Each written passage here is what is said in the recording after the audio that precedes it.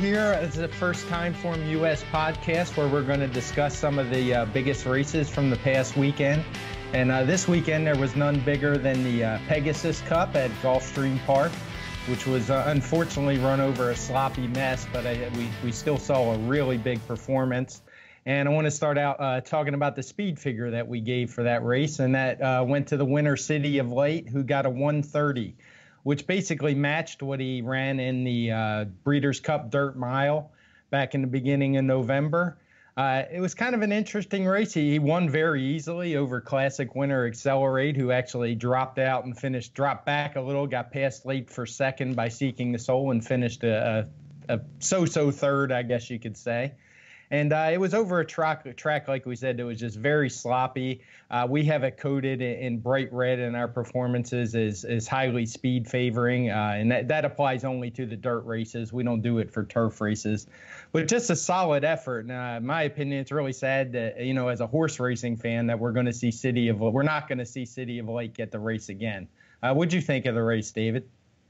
I thought City of Light was really impressive. I think you do have to be aware that, as you were kind of alluding to, he did really take advantage of circumstances by being up close to what was actually a fairly moderate pace. I know that some people were saying that the pace kind of visually seemed very fast. I think a lot of that was due to the way that Pattern Recognition really gunned to the lead under an aggressive ride from the outside post position. But the mere fact that Pattern Recognition was able to even secure the lead from that position when it's nearly impossible to do so under normal circumstances over the Gulfstream Park main track going a two-turn distance, I think that speaks to the fact that nobody inside of Pattern Recognition was really that intent on the lead. And you could see coming out of the gate, Javier Castellano and City of Light kind of intended to take up that stalking position, and it really worked out beautifully for him as he was able to kind of slot in right outside of that foe. And from there, he just worked out a perfect trip. But, he answered the distance question once they got into the stretch. He really kicked home and won impressively. I thought he really ran the best race of his career. I don't think there's any question about that. And like you were saying, it is a shame that we're not going to see him again. The one thing that I do want to note, though, is, I've just seen people on Twitter and a few columns written about the race, everyone just heaping tons of praise on this horse. And I do want to place his performance in context a little bit with some past winners of this race, obviously Aragona and Gunrunner. This was not the toughest Pegasus World Cup field that we've seen in the three runnings. And City of Light really did take advantage of a very favorable circumstance. It's not like the pace was even faster than the race that Gunrunner ran last year when he went some legitimately fast fractions to the half and the three-quarter pole.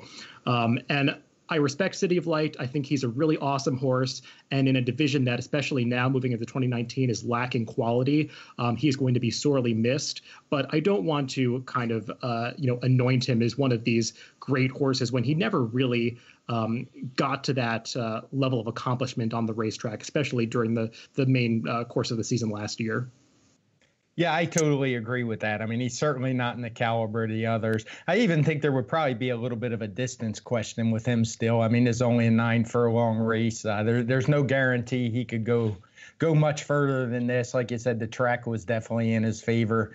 And, as I said, it just wasn't a very strong field for this kind of race. I guess we get what's left over from the year before that's going to stick around for it. But, nothing really blows it away. I don't think anybody's going to crown Bravazzo or Seeking the Soul as future champions. So with the Accelerate, who I think was declining a bit coming into this race. I know we won the Breeders' Cup Classic, but from a speed figure perspective, he had kind of dropped off after his big win in the Pacific Classic.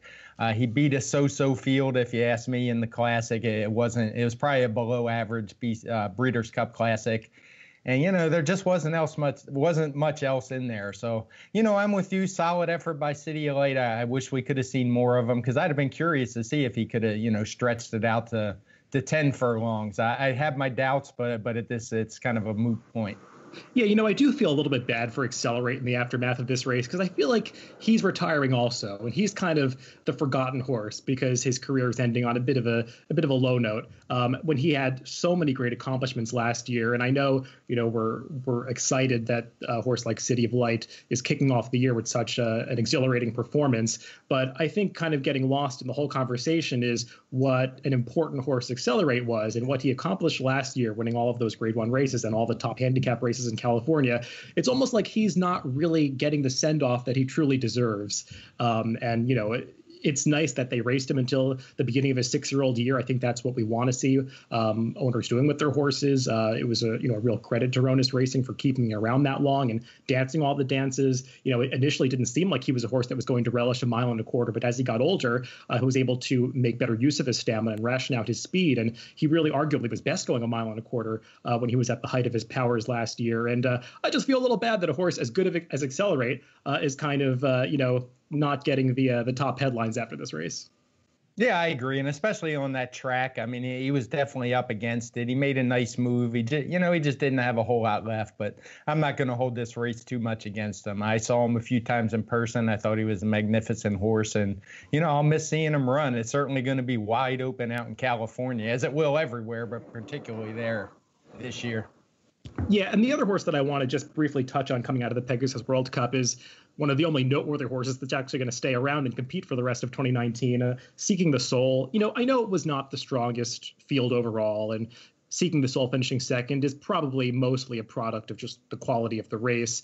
But watching back the replay, I didn't initially appreciate how well he ran, especially considering the track profile and the fact that all day in the dirt races, we just didn't really see horses making up a ton of ground. I didn't quite realize how far back he was in the early going, how many times he really got stopped on the far turn. I think John Velasquez was on him, and he was just trying to find a seam to run through, and he had to get stopped behind tiring horses a few times. The leader's pattern recognition just kind of backed up into his face, and he had to angle around that horse coming to the quarter pole. And once they got into the stretch, he really finished off the race well in a race where others were just kind of backpedaling in the last eighth of a mile.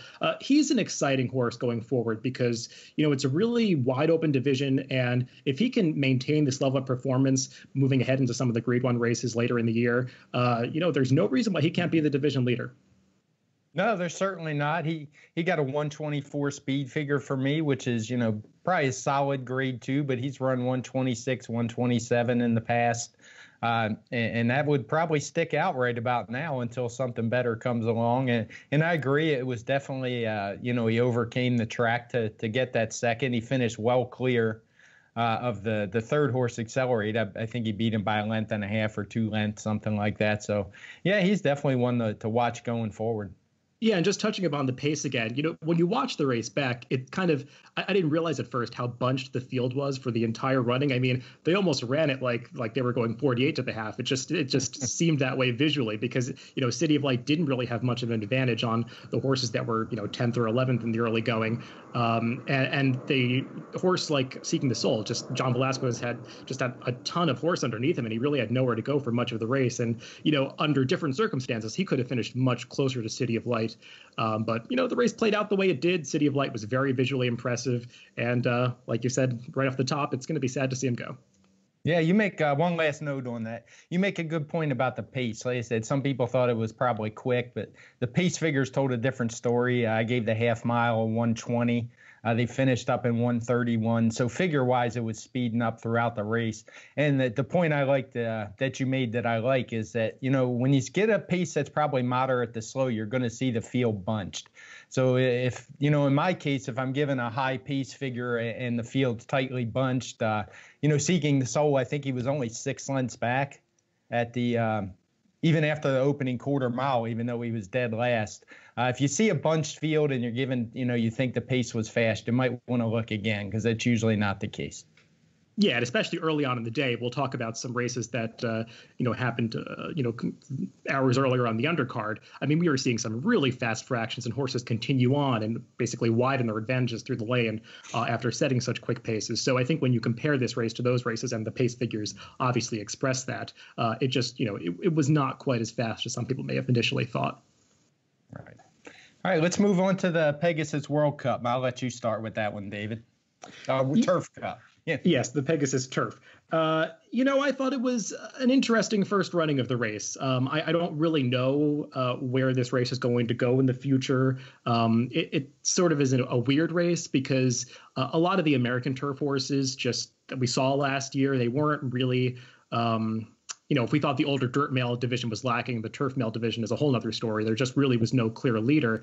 And I think this race went a long way towards kind of sorting out those horses that were really all near the top of the division last year, going a variety of distances. And, bricks and mortar, it's great to have him back. I don't know the quality of the field that he was beating in this race, but boy, did he look good doing it. I mean, Arad Ortiz gave him a perfect ride. He was in behind the speeds earlier. Throughout the day in a lot of the turf races, we saw a lot of riders making premature moves. Irad really resisted that temptation in this Pegasus Turf Cup and got him outside at the quarter pole. And when he got in the clear, I mean, he just kicked home like he was in a different race from the rest of the horses. I hope he can stay sound because obviously he's had some major physical issues throughout his career. But if he can stick around for all of 2019, I see no reason why he can't be a real dominant force in this division moving forward. Yeah, he was certainly the best on Saturday. A couple things I thought were interesting in this race. For one, let me just say he got a 129 speed figure from TimeformUS, which is a very good, price average to slightly above average for a grade 1. So, really good. And the thing that struck me, we kind of talked a little bit about track condition ratings that we started, and I said, we'll save that for another day. But after I did the figures for this race, I do want to mention it a little bit. This was the only race run on the outer with the rail out. I think it was at 96 feet. All the others were with the rail at 0.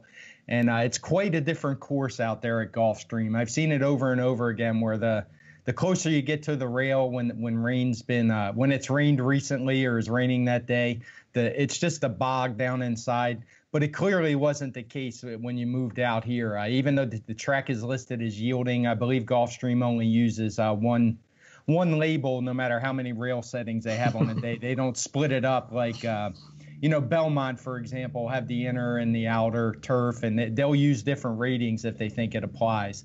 But in this case, Gulfstream only used yielding. But I think it was a much different course. And you can look at the time and see. I mean, 1:54.59 for a mile and 3/16 is pretty darn quick. And you're just not going to see that on a course that's truly yielding. So I think when you look at bricks and mortar going forward, some people might think, oh, he just liked the soft turf. But I don't really think that was the case on this course. I did want to ask you about this time, as well as a few other times on this Gulfstream card. The first quarter mile does seem faster than what the visual kind of indicated watching it. And I see that the run up for this race is listed 19 feet. I wonder about the legitimacy of the final time based on, how fast they actually went for that first quarter mile. Obviously, it's almost impossible to time these races from video when they're on the outer turf course without any way to really orient yourself. I know you have some software that can do this. I'm just curious if you had any feelings on that. I didn't take the time to go look this one up. I wanted to. I can easily check the final time, and I'll do that. And hopefully next week I can update this because, that could definitely change what I said about the condition of the course. This one I took on face value. Unfortunately, Sam Houston had their big day on Sunday. And it was just a nightmare for timing there. I mean, so many races were wrong. I spent the bulk of my video timing doing their races. But I will revisit this one, and we can get back to that one.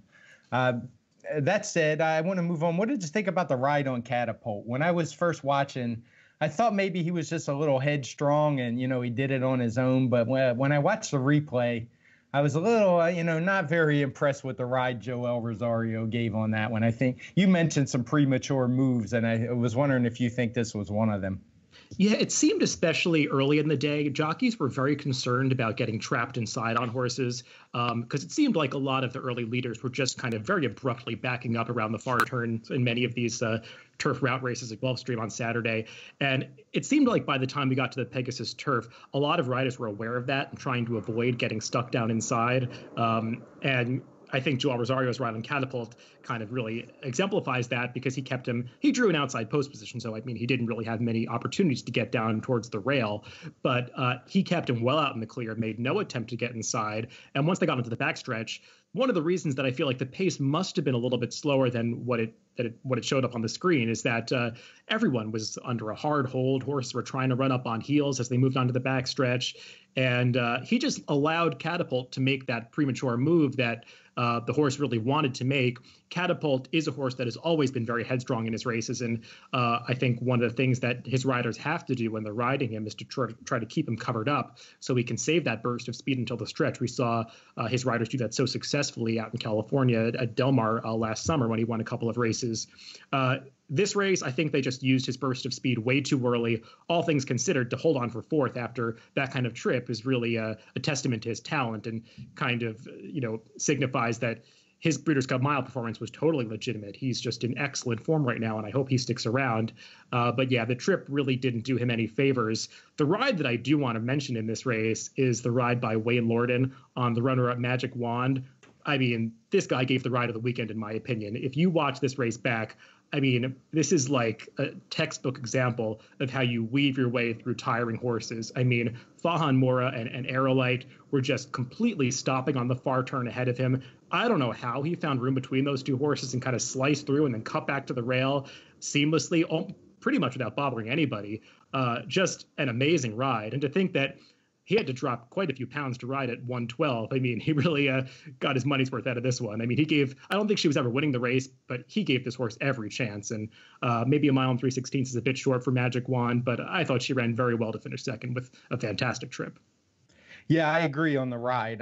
When I was watching live, I said to my wife, she looked like she was going to be the winner once she got clear, just because I knew she'd had such a good trip, saved ground. But she did run well to get second, just got beat by a better horse. But definitely a masterful ride, and a lot of guys could learn from watching that one.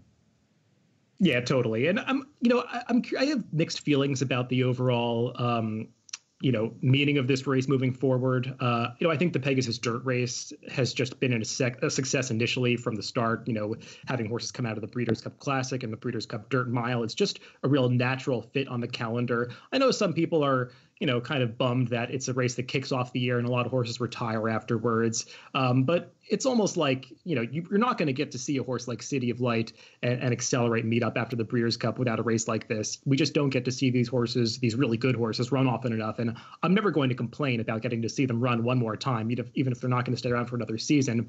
The Pegasus Turf Race is a little bit different. Turf racing is just not quite at that elite level like dirt racing is in the U.S., especially, this particular year. And I'm just curious what you think of the overall, meaning of this race in the grand scheme of things, and, whether it really has an impact on this division. Yeah, I think a lot like the Breeders' Cup. I mean, it's going to depend on how many shippers and, who's going to come over here in January. I think they got a little lucky, and they got Magic Wand. They got a couple from Japan, if I remember right. Aragona, and was it? No, maybe that was it. Well, Yoshida's got the Japanese breeding. He's kind of right now, but yeah, I don't count that one. Yeah, but, actual shippers. But I think that's going to be what makes or breaks the race. And this time of year, I think it's probably going to be hard because they tend to give their horses a break this time of year. Yeah, you'll see a few show up in Dubai on their big World Cup day, but for the most part, it's not a great time of year for turf horses. So it'll be interesting to see going forward. But I'm a little dubious on if this is really a race worthy of giving away $7 million. No, I kind of feel the same way. It's hard to call it a World Cup legitimately when you don't have the best horses in the world coming over like you do for the Breeders' Cup. And like you were saying, it was great to have a couple of international participants, even though it is kind of an awkward time of the year for them to come over. But I'll be interested to see how this race develops moving forward. And I've heard talk of them wanting to add even more races in the future, all of the Breeders' Cup. And it'll just be interesting to see how that develops because, I'm somebody who has no problem with the Pegasus World Cup and its placement on the calendar. I think it's been a fantastic success in its first three runnings, just in terms of the quality of the fields. But, sometimes we try to make a little too much of a good thing in horse racing, and we'll just see how this race, develops in the future. Right. Moving forward in the day to, I think the race that everybody was talking about, aside from the two Pegasus races, the fourth race at Gulfstream on Saturday, where Hidden Scroll debuted. And what were your impressions of this race? Because I don't know if I've ever seen a horse debut this impressively going out of ground.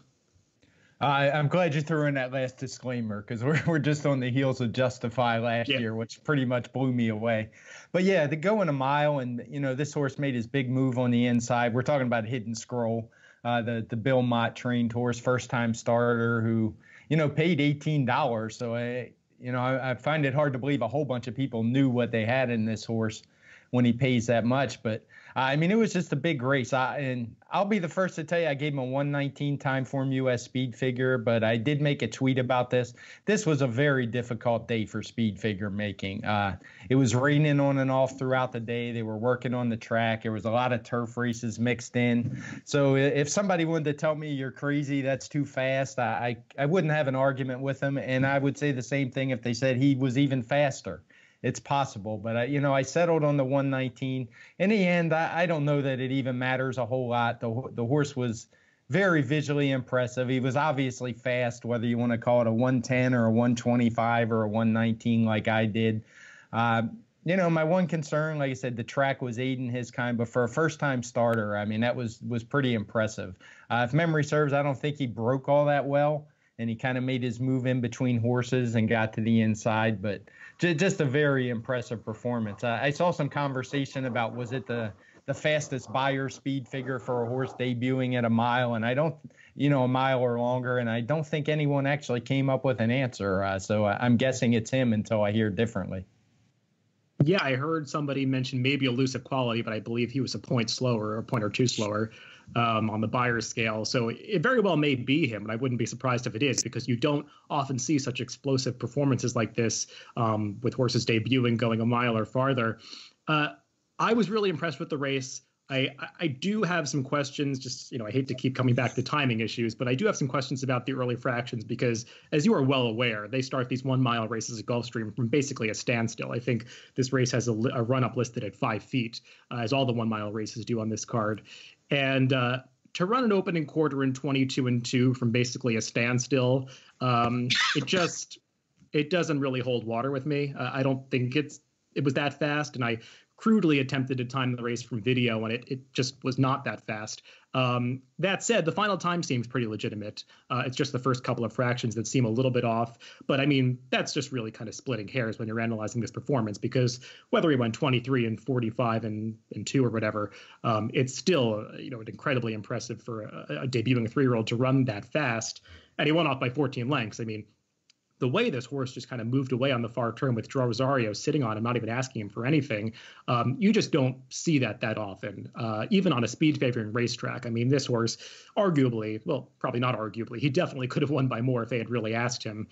I tweeted after the race making a comparison to Secretariat, and God forbid, I didn't realize how sensitive people are about making comparisons to Secretariat. I can't tell you, I literally got 15 or 20 replies of people trying to inform me that Secretariat actually lost his debut, which I am aware of that.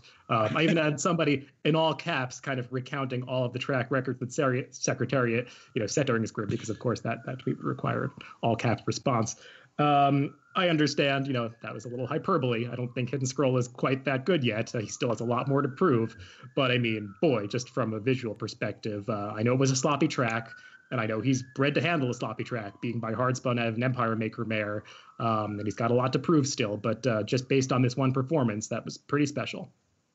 Yeah, the naivety of being young, David. There's a few topics you don't touch on, and one of them is comparing anyone to Secretariat, unless you will feel the wrath of the older horse players out there. So, lesson learned. A sensitive one.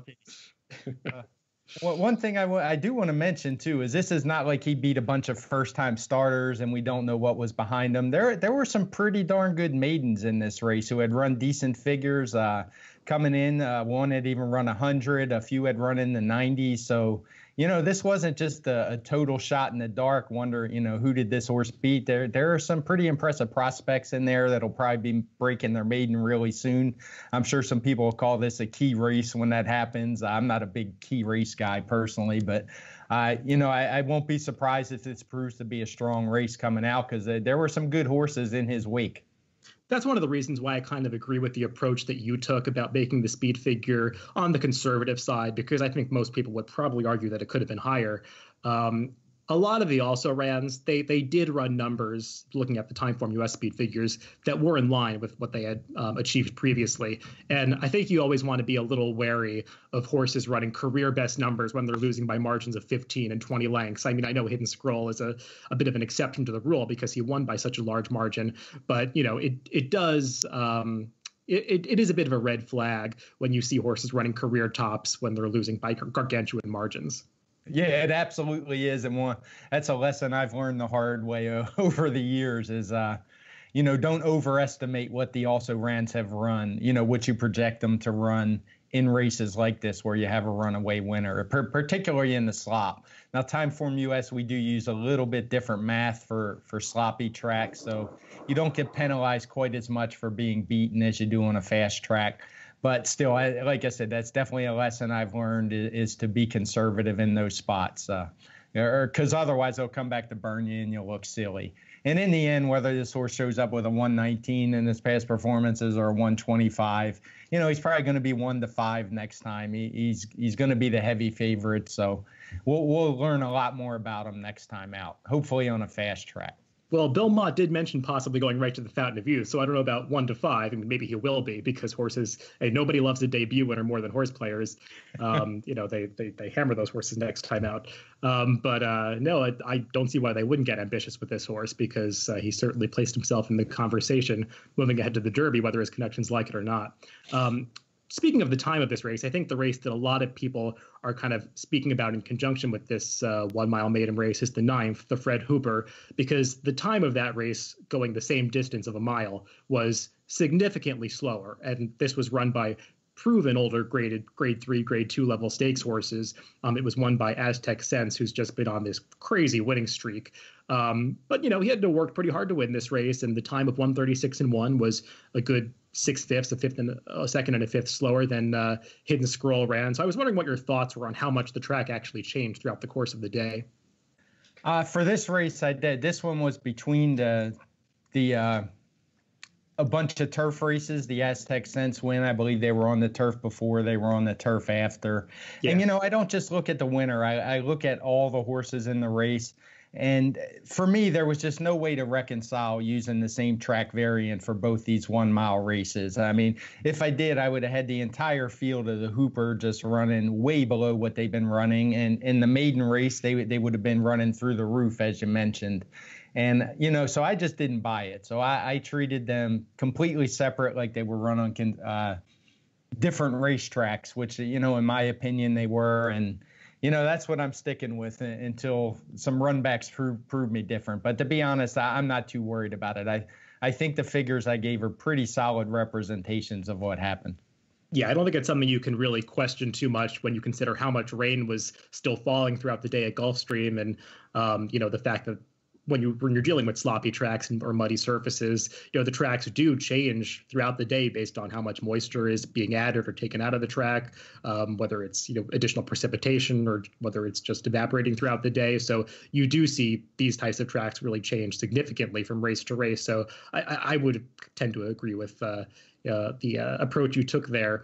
The other dirt race of the day, Dream Pauline running in the Hurricane Birdie. I thought she was pretty impressive. I've always been a bit of a fan of this horse. I know they've missed a few spots with her. They intended to get a little ambitious in the Breeders' Cup Filly and Mare Sprint, and they didn't get to run there.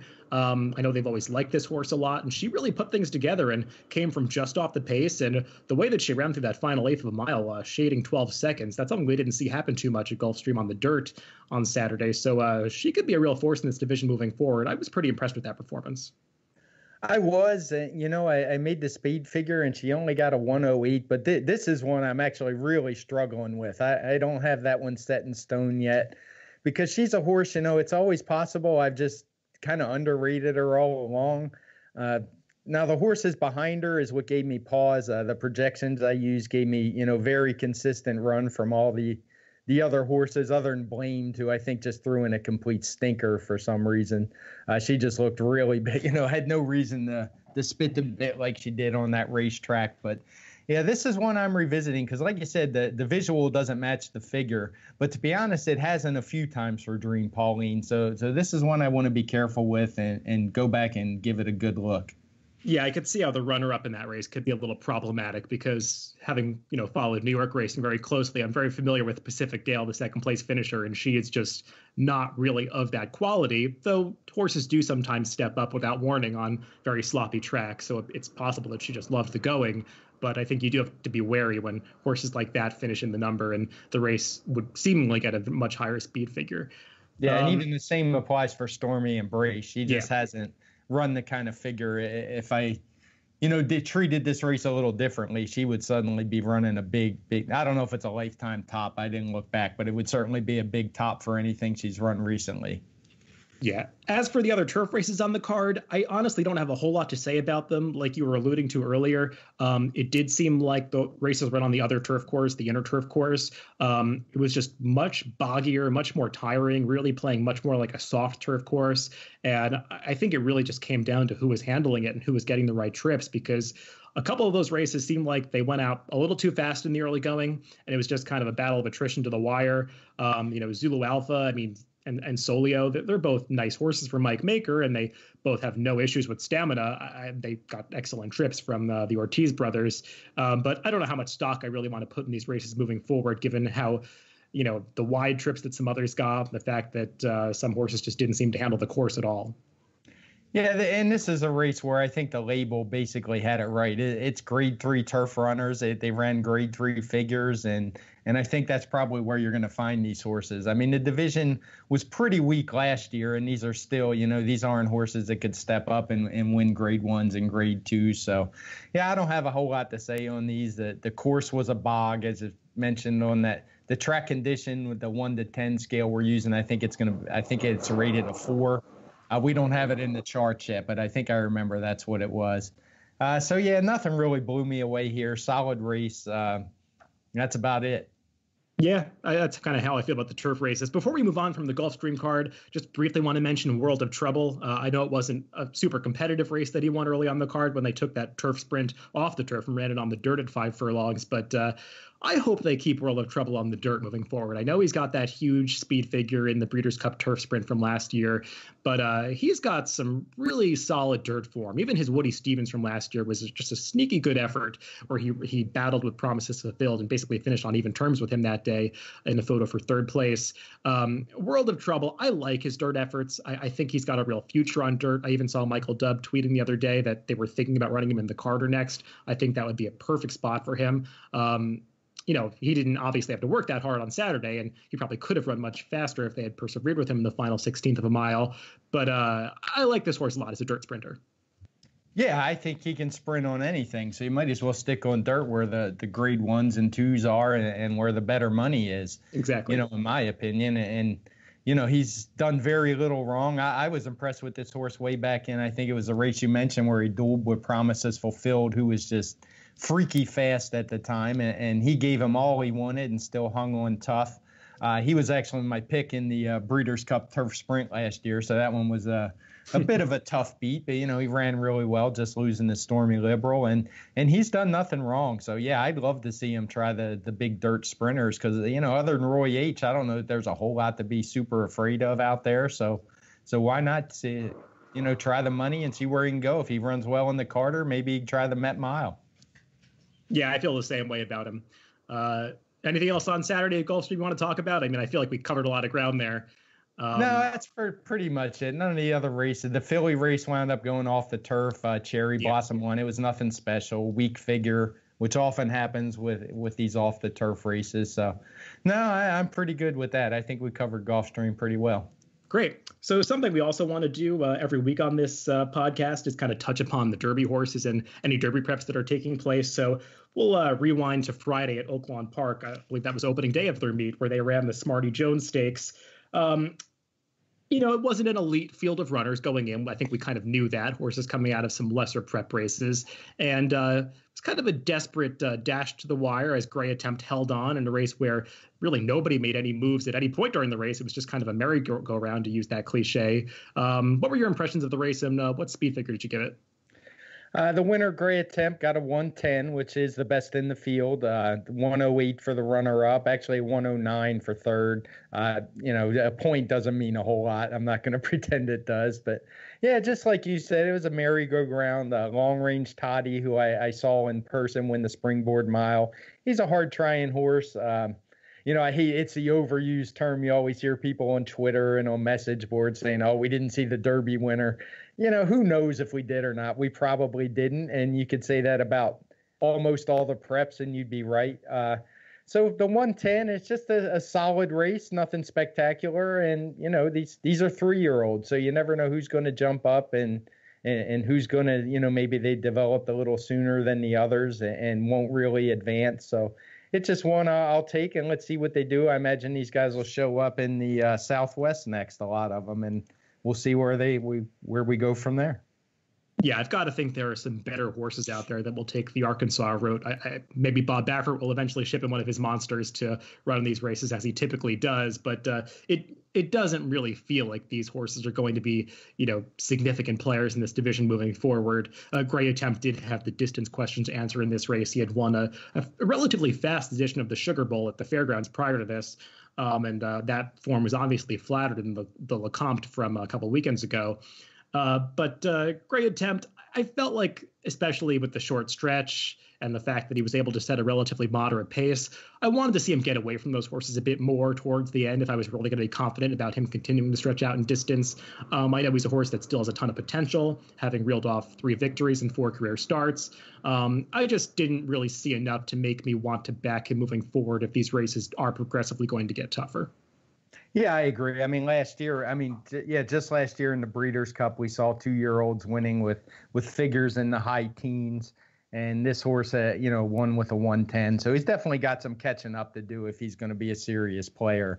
I'm sure you're right. We're going to get some horses shipping in that will probably be better than these horses. Maybe not for the Southwest, but definitely when it comes Rebel time and the big purse they give out that day. So looking around the rest of the country, any other performances that you were really excited about this weekend? There was only, I did look through all the figures, and there was only one that really jumped out at me, and that was also at Oaklawn Saturday, and that was Amy's Challenge, who won the $100,000 stakes there, American Beauty, I think it is. And she won really easily. And, she was a super exciting filly last year. She was running really fast. And then they tried to stretch her out long, which didn't work out very well. And I'm just hoping that they'll stick to sprinting this year. But she got a big 122 for that race, which stacks up nicely with any of the filly and mare sprinters that we're probably going to see. That's usually about what we get in the Breeders' Cup filly and mare sprint. Not saying this is a Breeders' Cup horse, but she's really fast, and I doubt they're going to stretch her out this time and just stick to sprinting. And I think she'll be a real force in the division. Yeah, it was kind of funny to me when I saw that result because I didn't get to watch that race live. After she had run those 2-turn races at Oaklawn as a 3-year-old where she opened up these huge margins and then just kind of couldn't get the distance, I had really wanted to bet her, and I did bet her in some of those races where she initially turned back last year, like the 8 Bells, and I believe she also ran a race at Keeneland where she didn't run too well. And I just kind of lost faith in her. And it was funny to see her win this past weekend and actually pay a decent price. I don't know if I would have backed her against Vertical Oak, who seemed pretty solid going in and just didn't show up whatsoever in that race. But I mean, boy, when Amy's Challenge is on, she's a pretty good filly. Yeah, I thought it was a really nice training job. I couldn't say that last year when, I think that going long probably had some effects going forward and probably, dulled her a little bit later on. But, to just take a few months off and come back and look like her old self, I mean, those are the kind of things you don't see often, especially with fillies. So I was really impressed with the trainer there, Robertson. I believe he's based in Minnesota, and he's had a few good runners over the years. So you do got to watch out for him. That guy knows what he's doing, and hopefully, we're going to see the best of her all year because I love these horses that just go. I love them when they come out of the gate and say, "Catch me if you can." I'm always a fan of those kinds. So I have a soft spot for her. Sticking with the filly sprinters, another performance that really caught my eye, focusing on Aqueduct a lot, was Dawn of the Destroyer in the Interborough last weekend. I believe that was on Friday. I was really impressed with her comeback race against Optional Claiming Company, I think in December or maybe late November. I forget exactly. But she got the job done against Stakes Company, stepped up against some decent fillies and ran that field down going 7 furlongs. I know the race didn't come up quite as fast as a race like Amy's Challenge ran. But I just like the way this filly has come back now as a 5-year-old, just seeing her visually. She's just this big, robust filly. It looks like she has, a lot of weight on her these days and just seems like she's doing better than ever as a 5-year-old. And I wouldn't be surprised if moving forward she can be competitive in some of these lesser graded stakes races. Oh, no doubt. She ran a 115 that day after the allowance rate you mentioned. She got a 110, and the bettors weren't fooled. I think she went all favored, pretty heavily favored, if I remember. She did get a bit of a fast pace to run into, but it's not like she was 20 lengths behind. She was only a few lengths off of it in the middle of the pack. And yeah, it was an impressive performance. There's no reason she can't win several of these races in New York coming up if she can stay in form. Yeah, she's a funny horse watching that race. It seemed like she almost could have won by more if they had realized sooner that she probably needs to be outside of horses, because coming around the far turn, it looked like Junior Alvarado, who was riding her, just he was trying to get her to go, and she was just going nowhere, racing on the inside or in the two path behind horses. But once he swung her out into the clear at the top of the stretch, she just mowed that field down in her allowance when they kept her outside throughout, and she just kind of ran over the top of those horses coming to the quarter pole. I think she is a horse, given her size and the way that she runs. She probably does need to be outside of horses moving forward. So I think that's something you have to be wary of if she ever draws inside of one of these big races, because that can be a tough for these sprinters. But no, when she gets the right trip, I think she's very capable of stepping up in class. Yeah. Do you think she's more 7 furlong, 1 turn mile type of horse, or do you think she's okay at 6? I do, because she doesn't strike me as the kind of horse that's going to be coming from 6-8 lengths out of it. I do think she wants to have that sort of up close outside stalking trip, and you're more likely to get that going 7 furlongs than the 6, where they typically go a faster pace early. So right. I think she can get the 6 against the right field because she does have the speed. I just think she's more likely to get the right trip going a slightly longer sprint distance. All right, gotcha. Is there anything else? Because that was about all I had for the week. No, those were the performances that really stuck out to me. I didn't really pay a lot of attention to the California races, but I did see Conquest Tsunami came back in about 8 days to run a blazing time down the hill. I know those races are always fun to watch, and it's kind of nice to see that horse step out of the shadow of his stablemate Stormy Liberal and, put in a starring performance. I think he won by over 4 lengths, just a really dominant effort. He's a cool horse. I don't know what his place is going to be in the division moving forward, or how strong that field really was, but he's had some pretty fast fractions, which he can do when he's in form. Yeah, and I mean, the hill is the hill. Yeah. You got to take it with a grain of salt, but the Breeders' Cup is at Santa Anita this year, right? I believe it is. Yeah, so hey, why not? You definitely want to, if you're looking way into the future, he's probably a horse you want to look out for on there. Who knows where he'll wind up? Maybe they'll keep him out at Santa Anita since he seems to like that course. But he ran on Sunday, so I don't believe I have a figure for that yet. My partner usually sends them to me later today. He does all the Southern California. But if you follow me on Twitter, I'll be sure to post that as soon as I get them. Very cool. Well, Craig, it's been good to recap these races from the past weekend. There was obviously a lot to dive into this weekend, and looking forward to doing this in the future. I know the two of us are two guys that like to really get in the weeds of things and talk about a lot of the details in these races. So I think we're going to have a lot of fun moving forward with this podcast. And I'm also going to look forward to discussing some of the features of TimeformUS PPs. I think we can use this platform to kind of demystify some things and talk about ways that you can really make use of a lot of the cool features that TimeformUS presents in your handicapping and when you're analyzing races. Yeah, that's a good point. I probably don't talk about that enough.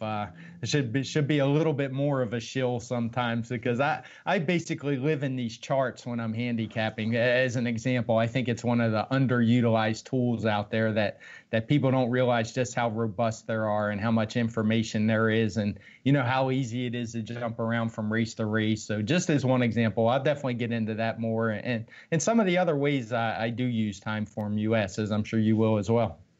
Yeah, for sure. I always try to mention it when I can, so I'm not going to hold back moving forward. All right, sounds good. Enjoyed it, David. Let's do it again. Yep, see you next week.